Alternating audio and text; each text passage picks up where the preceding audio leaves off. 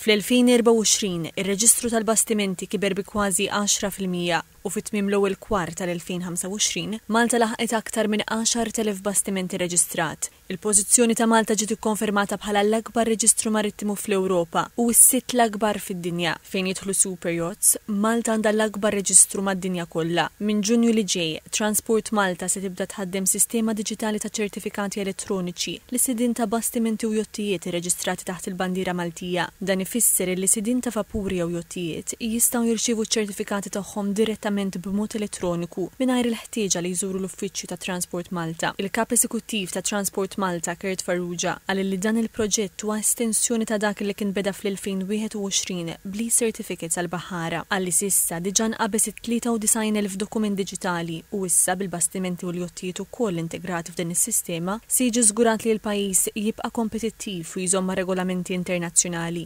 Illum għaddej minn proċess ta' digitalizzazzjoni u se jkun qed jinħarġu ċertifikati se nkun qed intejbu il-proċess ta' dak li għandu x'jaqsam mal-bandiera Maltija u ħankunu qegħdin ukoll naraw li nibqgħu kompetittivi u nsaħħu billi nkunu pass oltre mill-kompetituri tagħna. Il-Ministru għat-Trasport Chris Bonnet għalli bħala pajjiż marittimu Malta għandha l-obbligu li ġġedet is-sistemi tagħha skont il-ħtiġijiet tal-lum. Għalli għalhekk il-proċess ta' digitalizzazzjoni ser iwassal biex tiżdied l-effiċjenza u s-sigurtà.